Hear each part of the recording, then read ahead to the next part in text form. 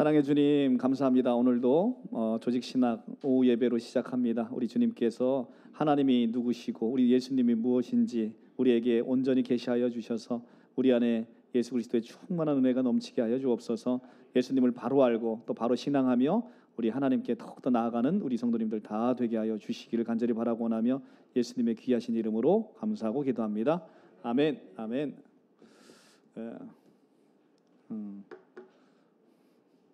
우리 형제님들 나중에는 이쪽으로 너무 사이드에 있으면 잘 안 보이잖아요, 그죠 이게. 자, 오늘 이제 내려와서 하는 조직신앙제로 따지면 두 번째입니다. 지난번에 삼위일체 우리 함께 배웠고요. 이번 주에는 이제 예수님에 대해서 배우겠습니다. 우리 교회가 이단 사역을 전문으로 하는 교회잖아요. 그러니까 여러분들 우리 교회에서 계시다가 이단에 빠지면 참 부끄러운 일이에요. 그러니까 여러분들 다른 데는 몰라도 저희 교회는 이단에 대한 부분은 확실하게 여러분들이 우리 교회에서 자리 잡고 계셔서 세상에서 이단들이 제일 두려워하는 교회, 작지만 가장 전도하러 못 오는 교회가 바로 저희 교회예요. 저희 교회는 이단들에게 문을 확 열어놨어요. 다 열어놨는데 아무리 초대해도 안 와요. 뭐 추수꾼을 보내고 뭘 다 보내라고 해도 안 옵니다. 안 오는 것은, 못 오는 것은 그만큼 진리가 두려운 거죠. 진리 앞에 오게 되면 자신들의 어두움과 악함이 드러나기 때문에 진리 안에 나오면 이단들의 모든 어두움은 이게 다시 밝은 햇빛 아래 공존할 수 없는 겁니다. 그래서 올 수가 없는 거죠. 자, 우리 이제 성탄절이 얼마 남지 않았습니다. 그죠? 예수님께서 오신 것을 기념하여 정한 날이에요. 성탄절이 예수님이 태어난 날은 아닙니다. 예수님께서 태어나신 날은 아니고요. 예수님의 태어나심을 기념하기로 초대교회부터 정한 날이죠. 정한 날이어서 그날이 뭐 이렇게 날짜를 정확하게 지켜서 우리가 그런 것 때문에 이 구원받고 이런 게 아니란 말이에요. 그러니까 무엇인가를 날짜를 정확히 지켜서 구원받는다라는 안식교 계열의 이단들을 여러분들이 조심하셔야 됩니다. 할렐루야. 네. 그래서 네, 할렐루야. 자, 그래서 오늘은 이제 그 예수님이, 우리가 예수님을 몰라도 너무 몰라요. 우리 교회가 모른단 말이에요. 그러니까 이단들이 모르는 건 너무 당연하죠. 이단들이 몰라서 교회 이단에 빠지니까. 그런데 우리 제대로 된 정통교회를 다니시는 분들 중에서도 예수님이 누구신지를 많이 모르신단 말이에요. 그래서 예수님을 모르기 때문에 이단에 빠지는 겁니다. 예수님만 바로 알아도 이단에 빠지지 않는다. 우리 지난번에 이제 신론 관련해서 삼위일체를 배웠고요. 삼위일체만 대해서 제대로 알아도 이단에 빠질 수가 없어요. 그리고 오늘 마찬가지 예수님에 대해서만 바로 알아도 이단에 빠질 수가 없다. 그런데 예수님을 우리가 오해하는 이유는 뭐냐면 예수님이 육신을 입고 오셨기 때문에 그래요. 우리랑 똑같이 오시니까 이게 만만해 보인단 말이에요. 사람의 육신을 입고 오시니까. 그래서 이 예수님의 정체를 우리가 제대로 고백하지 못하고 이 예수님을 만만히 보는 거예요. 그러니까 이단들의 모든 교주들은 예수님을 끌어내리고 그 자리에 앉아 있기 때문에 이단이 생기는 겁니다. 예수님을 끌어내린다는 건 예수님이 만만하다는 얘기예요. 하나님을 어떻게 끌어내려요? 근데 예수님은 만만해 보여서 자꾸 끌어내리려고 하는 겁니다. 육신을 입고 오셨기 때문에. 그런데 그 예수님은 그런 분이 아니시다. 자, 우리 성경을 한번 보겠습니다. 마가복음 10장 17절부터 18절을 한번 보겠습니다. 신약성경 71쪽이에요. 신약성경 71쪽. 네, 신약성경 71쪽. 페이지로 찾으시면 쉽습니다. 신약성경 71쪽. 마가복음 10장 17절 18절 보겠습니다. 자, 한 목소리로 읽겠습니다. 시작. 예수께서 길에 나가실새 한 사람이 달려와서 꿇어앉아 묻자오되 선한 선생님이여 내가 무엇을 하여야 영생을 얻으리이까. 18절. 예수께서 이르시되 내가 어찌하여 나를 선하다 일컫느냐. 하나님 한 분 외에는 선한 이가 없느니라. 아멘. 이 본문을 여러분들 또 왜곡하시면 안 돼요. 그러니까 이렇게 본문을 예수께서 지금 어떤 사람이 예수님에게 달려와서 무릎을 꿇고 물어요. 선한 선생님이여 어찌 내가 무엇을 하여야 영생을 얻으리까? 이렇게 질문을 합니다. 참 위대한 질문이지만 되게 어리석은 질문인 거죠. 왜 그러냐면 내가 무엇을 해서 영생을 얻을 수 있는 건 아무것도 없어요. 영생은 하나님의 은혜로 값없이 주시는 거기 때문에 질문 자체가 틀린 거예요. 그리고 여기서 지금 선한 선생님이여라고 부르는데 예수님에 대해서 선한 선생님이여 부르는 것 자체가 네가 나에 대한 것을 제대로 나의 정체를 알고 있느냐를 물어보시는 겁니다. 그러면서 18절에 예수께서 이르시되 내가 어찌하여 나를 선하다 하느냐? 하나님 한 분 외에는 선한 이가 없느니라. 하나님 한 분 외에는 선한 이가 있다 없다? 없다. 그런데 어찌하여 네가 나를 선하다가 부르는 것이냐? 네가 나를 하나님으로 지금 알고 있는 것이냐? 이렇게 물어보는 거예요. 근데 선한 선생님이여 선한 분은 하나님밖에 없는데 이 사람은 예수님을 하나님으로 알고 물어보는 것 같지는 않은 거예요. 그런데 어찌 나를 선하다고 하는 것이냐? 선한 것은 하나님 한 분 외에는 선한 이가 없느니라 이렇게 얘기하십니다. 그런데 이 말씀을 여러분 이렇게 책갈피로 꽂아 놓으시고요. 요한복음으로 한번 가볼게요. 요한복음 10장입니다. 요한복음 10장 162쪽 신약 162쪽 10장 9절에서 11절까지 162쪽 함께 합독할게요. 시작. 내가 문이니 누구든지 나로 말미암아 들어가면 구원을 받고 또는 들어가며 나오며 꼴을 얻으리라. 도둑이 오는 것은 도둑질하고 죽이고 멸망시키려는 것뿐이요 내가 온 것은 양으로 생명을 얻게 하고 더 풍성히 얻게 하려는 것이라. 나는 선한 목자라. 선한 목자는 양들을 위하여 목숨을 버리거니와. 아멘. 자, 지금 예수님이 말씀하시잖아요. 내가 문이래요. 그래서 나로 말미암아 들어가면 구원을 얻고 또 들어가며 나오며 꼴을 얻고 또 내가 온 것은 양으로 생명을 얻게 하고 더 풍성히 얻게 하기 위해서 왔다 얘기합니다. 여기서 생명이 바로 조에라는 그 헬라어를 쓰고 있어요. 그러니까 영생하고 같은 뜻이죠.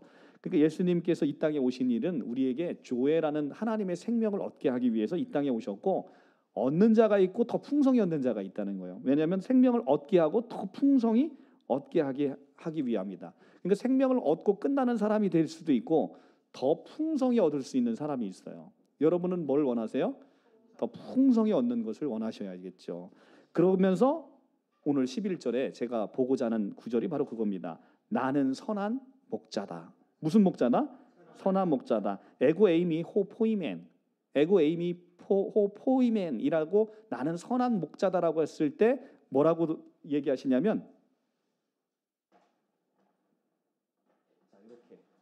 선한 목자. 자, 아까 마가복음에서 뭐라고 얘기했어요? 어찌하여 나를 선하다 하느냐? 선한 분은 하나님 한 분 외에는 없다라고 얘기해요. 근데 지금 예수님이 뭐라고 얘기하냐면 나는 선한 목자다라고 얘기해요. 그러면 예수님의 두 말씀을 종합해 보면 예수님이 누구시다? 하나님이시다라는 걸 우리가 쉽게 알 수 있죠. 그리고 이 선한 목자다 에고 에이미 호 포이멘이라는 단어 에고 에이미는 바로 출애굽기 3장 14절에서 모세가 하나님의 이름을 물어봤을 때 하나님께서 내 이름을 알려주셨는데 그게 바로 에고 에이미예요. 그러니까 이 에고 에이미를 예수께서 직접 쓰신 것은 이 에고 에이미 나는 이다라고 할 수 있는 분은 하나님 한 분 외에는 없는 거예요. 근데 그분이 나는 에고 에이미 그리고 나는 선한 목자다. 하나님 한 분 외에는 선한 이가 없는데 네가 어찌하여 나를 선한 선생님이라 부르느냐 라고 말씀하시면서 이 선하다라는 것은 하나님 한 분 외에는 없는 것인데 바로 그 호칭을 누가 썼냐? 예수님이 쓰셨다. 예수님은 하나님이시다라는 거예요. 그러니까 자꾸 예수님이 하나님 아니라고 생각하시는 그 성도님들이 너무 많으세요. 예수님은 하나님의 아들이지 하나님 아니야라고 자꾸 얘기하시는데 아니에요. 예수님은 하나님의 아들이자 하나님이시다라는 고백이 우리 정통교회의 그 고백입니다. 그러니까 예수님이 하나님이 아니실 때는 예수님은 피조물이 돼 버리잖아요. 예수님이 하나님 아니실 때 왜 피조물이 되느냐?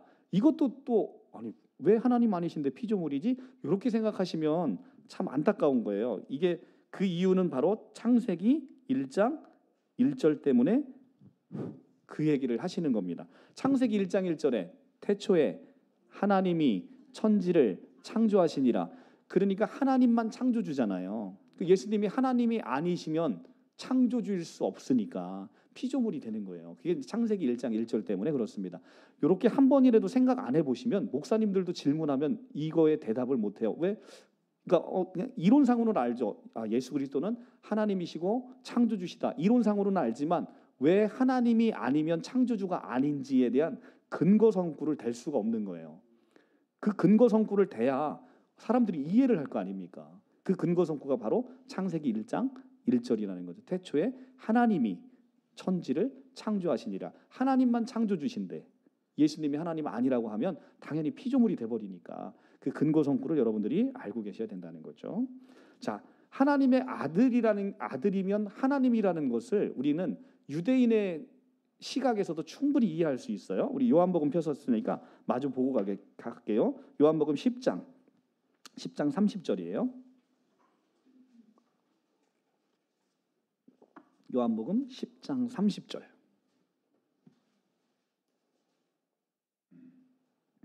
요한복음 10장 30절 164쪽이에요. 나와 아버지는 하나이다 하신대 유대인들이 다시 돌로 치려 하거늘 예수께서 대답하시되 내가 아버지로 말미암아 여러 가지 선한 일로 너희에게 보였거늘. 여기서 또 선한 일 또 나오지요. 선한 일로 보였거늘 그 중에 어떤 일로 나를 돌로 치려 하느냐. 유대인들이 대답하되 선한 일로 말미암아 우리가 너로 돌을 치려는 것이 아니라 신성모독함으로 인함이니 내가 사람이 되어 자칭 하나님이라 함이로다. 예수님은 바로 윗절에 가시면 계속 하나님을 아버지라 부르고 나와 아버지가 하나다라고 해서 하나님의 아들이라고 말씀하세요. 근데 하나님의 아들이라고 말씀하시는 그 말씀을 유대인들은 어떻게 이해하냐면 너 이거 신성모독이야. 어떻게 사람이 되어 자칭 하나님이라고 하느냐. 그러니까 하나님의 아들은 하나님인 거예요. 유대인들의 시각에서. 그런데 이 유대인들의 시각은 이 내용에서는 진정 옳은 거죠. 그런데 예수님을 하나님의 아들 또는 하나님으로 인정하지 못하기 때문에 문제인 거지, 하나님의 아들이면 하나님이라고 이야기하는 자칭 신성모독하는 자인 거는 맞는 거예요. 그러니까 예수님이 진짜 하나님이시기 때문에 이분이 신성모독이 될 수 없는 거지, 우리 같은 사람이 나 하나님 아들이야 라고 하면 자칭 우리는 하나님의 아들이라고 얘기하는 게 하나님이 됐다는 거예요. 그러니까 우리가 하나님의 아들이 됐다라고 로마서에 이야기할 때는 우리가 하나님의 아들에 대한 신분을 취득했지만 그것은 하나님의 신성을 공유한 것이고 예수님과 같은 그런 본래적 의미의 하나님이 되었다는 얘기는 아닌 거예요. 우리는 여전히 피조물이죠. 그런데 하나님이 우리를 하나님의 아들로 우리를 입양하신 거잖아요. 그래서 하나님의 아들의 신분이 되었지만 우리 예수님은 원래가 본래 하나님이시란 말이죠. 그래서 그게 다른 거예요. 자, 그래서 지금 유대인들이 이야기하듯 자칫 예수께서는 하나님의 아들이라고 말씀하신 건 자기 스스로 하나님이라고 이야기한 거와 마찬가지다라는 겁니다. 그래서 예수님은 하나님이시다라는 거죠. 자, 성경을 또 하나 찾아보겠습니다. 누가복음 5장 17절 볼게요. 누가복음 5장 17절. 누가복음 5장 17절. 96쪽이에요. 96쪽.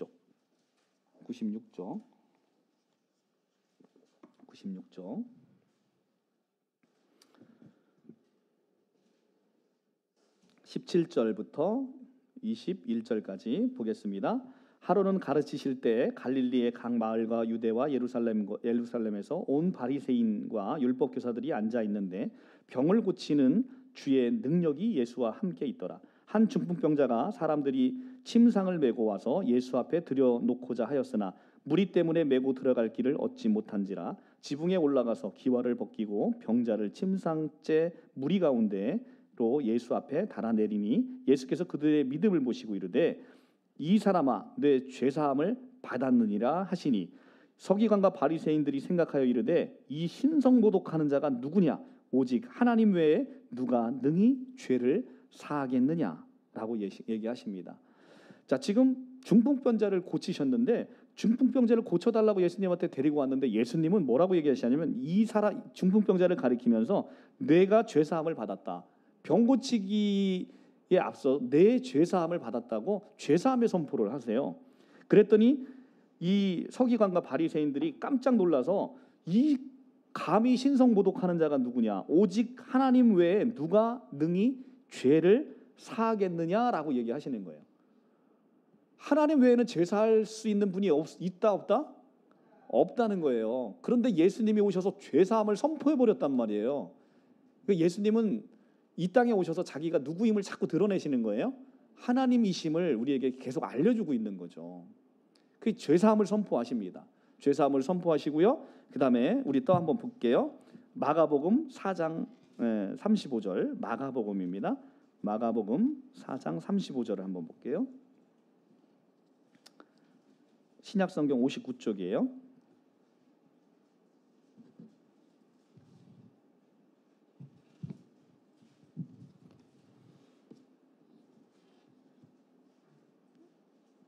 마가복음 4장 35절부터 41절까지 그날 저물 때에 제자들에게 이르시되 우리가 저편으로 건너가자 하시니 그들이 무리를 떠나 예수를 배에 계신 그대로 모시고 가매 다른 배들도 함께하더니 큰 광풍이 일어나며 물결이 배에 부딪혀 들어와 배에 가득하게 되었더라. 예수께서 고물에서 베개를 베고 주무시더니 제자들이 깨우며 이르되 선생님이여 우리가 죽게 된 것을 돌보지 아니하시나이까 하니 예수께서 깨어 바람을 꾸짖으시며 바다더러 이르시되 잠잠하라 고요하라 하시니 바람이 그치고 아주 잔잔하여지더라. 이에 제자들에게 이르되 어찌하여 이렇게 무서워하느냐 너희가 어찌 믿음이 없느냐 하시니 그들이 심히 두려워하여 서로 말하되 그가 뉘기기에 바람과 바다도 순종하는가 하였더라. 바람과 바다를 잠재우시는 분, 이것은 구약 성경 안에서 시편에 보면 야훼의 권능이에요. 바다를 잠재울 수 있는 분, 바다를 밟고 오실 수 있는 분, 그분은 야훼의 권능이란 말이에요. 야훼 여호와 하나님의 권능인데 이것을 예수께서 이 땅에 오셔서 행하셨단 말이죠. 그리고 오병이어의 기적 사건을 행하셨잖아요. 먹이시는 거의 권능. 출애굽 이후에 광야에서 만나와 메추라기로 먹이신 분이 누구예요? 여호와 하나님이시죠. 그러니까 예수께서 광야에 사람들을 모아놓고 오병이어의 기적 사건을 베푼 것, 내가 야훼다라는 것을 우리에게 계속 알려주고 계시는 거죠. 이렇게 신약 성경을 통해서 예수께서는 이 땅에 오셔서 내가 하나님이다라고 끊임없이 말씀하시고, 특별히 요한복음에서는 에고에이미를 7번 하시면서 내가 바로 그 여호와다, 야훼다, 모세에게 알려줬던 그 이름 에고에이미가 바로 나야라고 얘기하고 있는 거죠. 그래서 이렇게 많은 성경 구절을 놓고 예수님이 하나님 되심을 보여주는데, 참담하게도 지금 인간 나부랭이가 자기가 지금 하나님이라고 자칭 이야기하는 이런 참담함을 우리가 보고 있잖아요. 그런데 어느 누구도 야 네가 하나님이면 야훼의 권능을 한번 일으켜 봐봐 라고 얘기를 하는데 그 야훼의 권능을 행할 사람이 아무도 없지 않습니까? 그렇죠? 근데 그렇게 무력한 인간을 가지고 하나님으로 이렇게 칭송하고 있으니 참담하기 그지 없는 것이죠. 그래서 이 성경은 이렇게 예수 그리스도의 하나님 되심을 계속 여러분에게 이야기를 하고 있습니다. 성경에서 가장 의심 많은 제자 누구죠? 도마죠. 도마의 고백을 한번 보고 가겠습니다. 요한복음 20장으로 가볼게요. 성경에서 가장 많은 이 도마에게 예수께서 이렇게 나오셨습니다. 183쪽이에요. 요한복음 20장 24절 183쪽입니다. 183쪽이에요. 24절 12제자 중에 하나로 디두모라 불리는 도마는 예수께서 오셨을 때 함께 있지 아니한지라 다른 제자들이 그에게 이르되 우리가 주를 보았노라 하니 도마가 이르되 내가 그의 손에 못자국을 보며 내 손가락을 그 못자국에 넣으며 내 손을 그 옆구리에 넣어보지 않고서는 믿지 아니하겠노라 하니라. 여드레가 지나서 제자들이 다시 집 안에 있을 때 도마도 함께 있고 문을 닫혔는데 예수께서 오사 가운데 서서 이르시되 너희에게 평강이 있을지어다 하시고 도마에게 이르시되 내 손가락을 이리로 내밀고 내 손을 보고 내 손을 내밀어 내 옆구리를 넣어보라. 그리하여 믿음 없는 자가 되지 말고 믿는 자가 되어라. 이렇게 말씀하십니다. 하필 제일 의심 많은 도마가 없을 때 다른 제자들이 부활하신 예수님을 다 만났어요. 근데 도마만 못 본 거예요. 그랬더니 도마가 야 나는 예수님 손에 못자국과 옆구리 창자국을 보지 않고서는 못 믿어 라고 얘기하니까 그 말을 드신 우리 하나님께서 예수님께서 짠 도마가 있는 자리에 다시 한번 여드레 후에 짜잔 하고 나타난 거예요. 나타나니까 그래서 내 이 손에 네 손을 내밀어서 내 손에 내밀고 옆구리를 넣어보라. 그리고 믿음 없는 자가 되지 말고 믿는 자가 되어라. 이렇게 말씀하시니까 도마가 다 그걸 보면서 28절에 다 같이 고백할게요. 시작. 도마가 대답하여 이르되 나의 주님이시여 나의 하나님이십니다. 아멘. 이 인간 예수를 하나님으로 고백하는 건 유대인들에게 있어서는 너무너무 힘든 거예요. 왜냐하면 그들은 유일신 성부 외에는 하나님이 없다라고 생각했기 때문에 유대인들인 이 제자들에게 예수님을 하나님으로 고백하는 건 이건 천지가 개벽할 일입니다. 그런데 이 도마가 지금 부활하신 예수님을 보고 이 고백을 하는 겁니다. 나의 주님이시여 나의 하나님이십니다. 나의 마이 퀴리어스. 이 퀴리어스라는 단어는 여호와의 그 번역이에요. 그러니까 지금 도마는 어떻게 고백하는 거냐면 나의 여호와시요 나의 하나님이십니다. 이런 고백을 하는 겁니다. 그래서 나의 여호와시요 나의 하나님이라는 고백을 하고 있음에도 이렇게 함에도 신약 성경에는 이 말이 너무너무 많아요. 예수님이 하나님 되심은. 우리 딱 9절 2개만 더 보고 요 설명은 여기서 마칠게요. 로마서 9장 5절 가겠습니다. 로마서 9장 5절 251쪽입니다. 251쪽.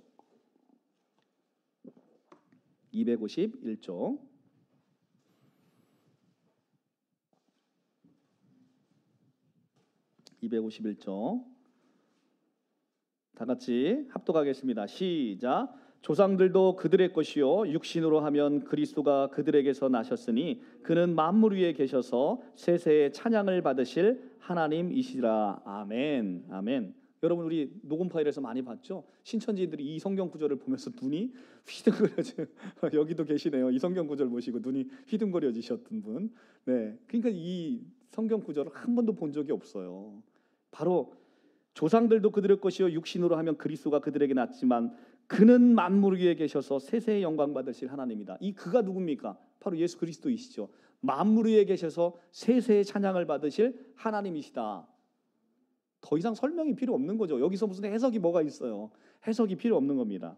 이 성경을 보면 아주 그냥 눈이 다 휘둥그려집니다. 모든 이단들이.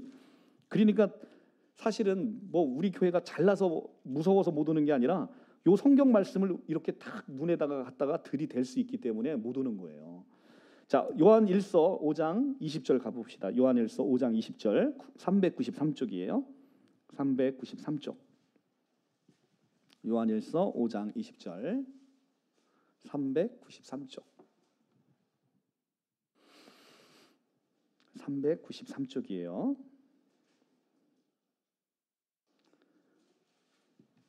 시작. 또 아는 것은 하나님의 아들이 이르러 우리에게 지각을 주사 우리로 참된 자를 알게 하신 것과 또한 우리가 참된 자 곧 그의 아들 예수 그리스도 안에 있는 것이니 그는 참 하나님이시요 영생이시라. 아멘. 아멘. 그는 뭐예요? 참 하나님이시요 영생이신 분입니다. 이게 바로 하나님의 예수 그리스도의 정체예요. 자, 우리가 예수 그리스도의 정체를 아는 게 왜 여러분들 정말 중요한지 아시냐면요. 예수를 모르면 예수가 하나님 되심을 모르면 예수가 하나님 되심을 모르고 이단들처럼 예수가 하나님이 아니라고 얘기하면 우리는 성경에서 가장 중요한 예수 생명을 모르게 되기 때문에 그래요. 성경에서 가장 중요한 게 뭐예요? 바로 이 영생. 헬라어로 조에라는 이 조의 본질을 모르면 성경을 다 모르는 거예요. 근데 예수가 하나님 되심을 모르면 예수 생명의 정체를 알까요? 모를까요? 모르잖아요. 예수가 하나님 되시니까 이 생명은 인간 생명이 아니라 하나님만 갖고 있는 생명이란 말이에요. 하나님만 갖고 계신 그 생명을 지금 누구에게 주셨다? 여러분 모두에게 주셨다는 겁니다. 그러니까 여러분은 이제 예수 생명을 가졌다는 건 내가 하나님 인간 피조물이 절대로 가질 수 없는 그 생명인 하나님의 생명을 인간이 갖게 되었다라는 놀라운 이야기를 지금 하고 있는 겁니다. 그래서 그는 참 하나님이요 영생이시다. 예수를 갖는 자는 영생을 얻는 거예요. 그분이 하나님의 본질이시니까. 그는 하나님의 본질이시고 하나님의 생명이니까. 이제 아시겠어요? 이 고백을 못하시면 이단에 다 끌려가는 거예요. 예수는 하나님이시고 그래서 그분의 생명은 하나님의 생명이다 라는 겁니다. 그러면 이 하나님의 생명은요, 이 하나님의 생명은 정말 놀라운 생명이어서 얼마나 이 요한복음에서의 가장 강조하는 건 뭐냐면 본질의 변화라는 거예요. 본질의 변화. 요한복음에는 7개의 기적 사건이 나오는데 그중에 제일 첫 번째 나오는 기적이 뭐냐면 가나의 혼인잔치에서 물이 포도주로 바뀌는 변화예요. 그러니까 요한복음은 뭘 얘기하는 거냐면요, 물이 포도주로 바뀌는 건 본질의, 이제는 포도주로 바뀐 건 다시 물로 갈 수 있어요, 없어요? 못 가잖아요. 본질의 변화가 일어났다는 거예요. 여러분들은 피조물에 불과한 인간이었는데 그 인간이 하나님의 생명을 받음으로 여러분은 하나님의 자녀가 됐다는 거예요. 하나님의 자녀가 됐는데 내가 다시 인간 생명의 그 생명으로 돌아갈 수 있어요, 없어요? 못 가는 거예요.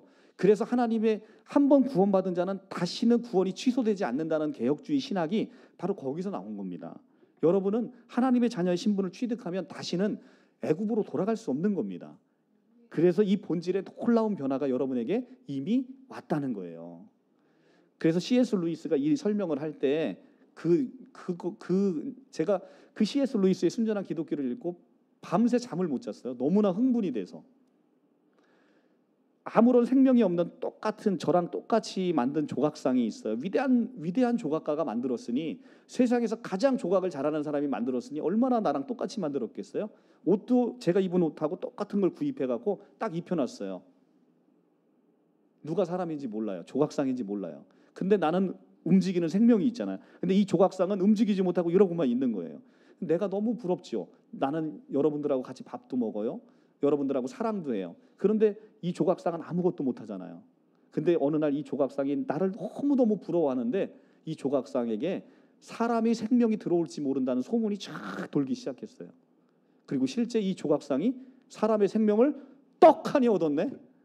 얼마나 기절초풍하겠습니까? 맨날 이렇게 서 있던 그 조각상에게 사람이 생명이 들어와서 우리 이름을 부르는 거예요. 동료라, 이렇게 이름을 부르는 거예요. 이 조각상이 굉장히 기절초풍할 일 아닙니까? 근데 그것도 놀라운 변화인데, 이건 무생물이 생물이 됐으니까 정말 놀랍잖아요. 생명이 없는 자에게 생명이 들어왔으니까. 무생물이 생물이 됐으니 얼마나 기가 막힙니까? 여러분, 이게 지금 죽어 있는 건데 요 마이크가 살아서 움직인다고 막 생각해 보세요. 얼마나 놀라겠어요. 근데 이거보다 더 놀라운 게 피조물인 인간이 창조주인 하나님의 생명을 얻은 것. 이건 더 놀라운 본질의 변화라는 거예요. 그러니까 이 놀라운 비밀을 제가 20년을 신앙생활하면서 한 번도 들어본 적 못했다가 C.S. 루이스의 책을 읽고서 비로소 다 땅을 치면서, C.S. 루이스의 책을 처음에 읽을 때도 그게 들어오지 않았어요. 그 무슨 의미인지도 몰랐어요. 그런데 신학을 하고 나서 그 C.S. 루이스 책을 딱 읽으니까 그제서야 비로소 그 의미가 확 다가오더라고요. 정말로 더럽기가 한량없는 우리에게 예수께서 오셔서 우리의 죄를 사해 준 것으로 끝나는 게 아니라 그분이 우리를 아내 삼으시고 하나님의 아들로 우리를 세워놓으셨다는 거예요. 엄청난 본질의 변화가 우리에게 있어졌다는 겁니다. 제가 지금 오늘 이 말씀을 드리는 이유는요, 아주 간단합니다. 이제 크리스마스가 다가와요. 크리스마스가 다가오는데 지금 우리가 성경을 여러 편의 성경을 봤는데 우리가 지금 성경을 통해서 알 수 있는 건 뭐냐면요, 이거예요. 객관적 그리스도. 성경을 통해서 지금 우리는 뭘 봤냐면요, 객관적 그리스도를 봤어요. 그런데 여러분, 객관적이다, 주관적이다 라는 말씀을 여러분들이 사회생활 하시면 많이 보는데, 객관적이라는 것은요, 우리가 무슨 얘기를 할 때 야 그건 네 생각이잖아, 그러면 그건 주관적인 거잖아요. 객관적이라는 건 누구의 이야기와 상관없이 원래 있는 것, 그걸 우리는 객관적이라고 얘기하는 거예요. 지금 우리가 성경에서 본 건 객관적 그리스도를 본 겁니다. 여러분의 고백과 상관없이 예수님은, 여러분이 피조물로 고백하고 여러분이 예수님을 모른다고 해도 예수님은 객관적으로 하나님이시고 객관적으로 창조주세요.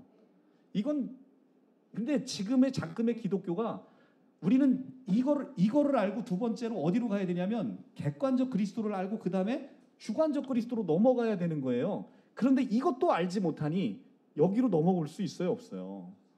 객관적 그리스도도 지금 모르고 있단 말이에요, 많은 기독교인들이. 그러니까 얼마나 불쌍하게 신앙생활을 하는 겁니까? 객관적 그리스도는 우리가 알든 알지 못하든 그분은 그냥 우리의 고백료와 상관없이 그분은 하나님이시고 그분은 창조주시고 우리의 구속주시고 구원주세요.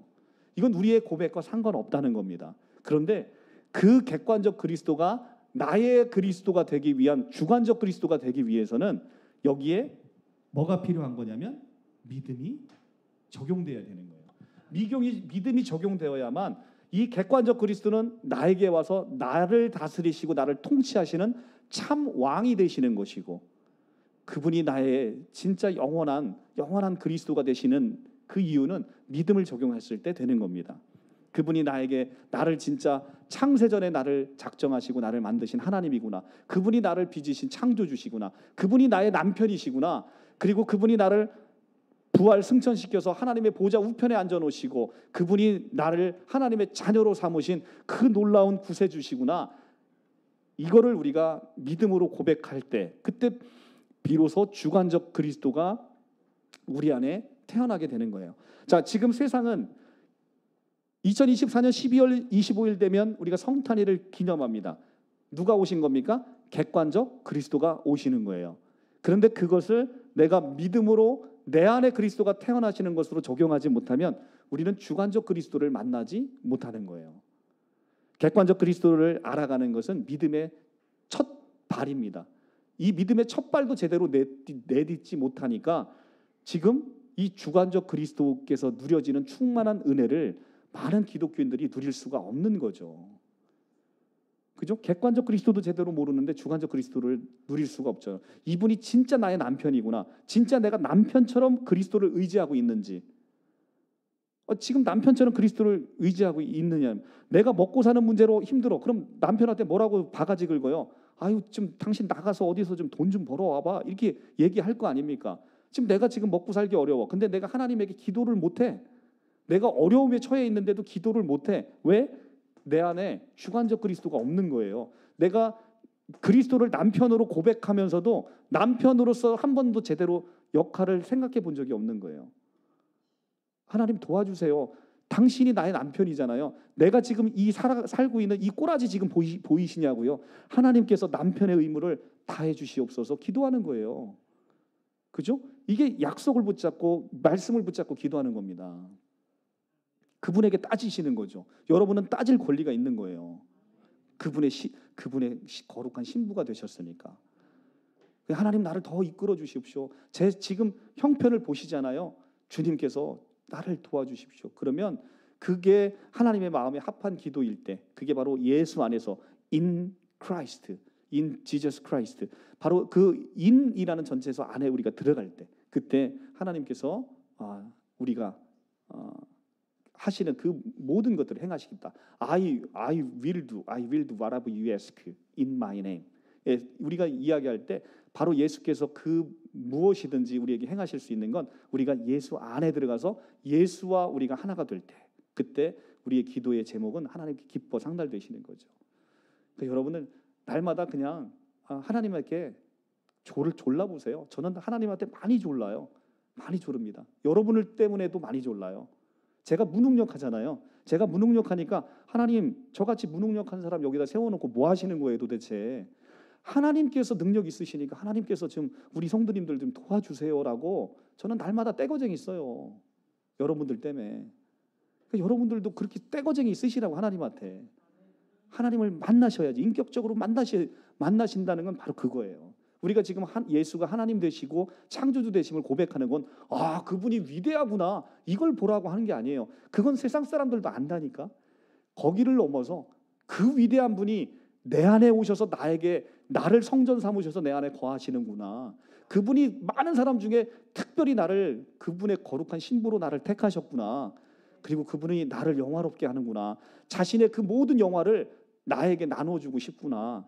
그거를 우리가 보는 거예요. 그것이 바로 주관적 그리스도를 우리가 누리는 겁니다.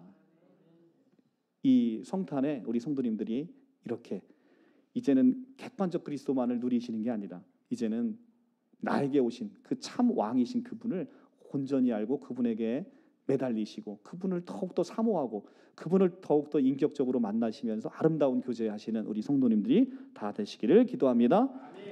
기도하겠습니다.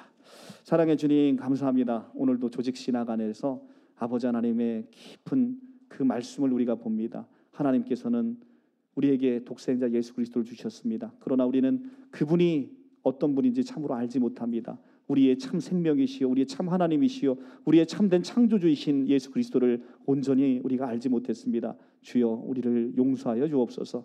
이제 객관적 그리스도를 넘어서 그분이 우리의 참된 신랑으로 오셨으니 아버지 하나님 그분과 날마다 아름다운 교제가 있기를 원합니다. 아름다운 그분과 연합이 있기를 원합니다. 그분의 모든 영광을 우리가 취하길 원합니다. 믿음으로 이 모든 것들을 취하게 하여 주시옵소서. 참된 그리스도를 우리가 이 성탄의 아침에 우리가 맞이하길 원합니다. 나의 신랑 되신 그분을 온전히 사모하는 마음으로 기다리게 하여 주옵소서. 예수 그리스도 귀하신 이름으로 감사하고 기도합니다. 아멘. 아멘.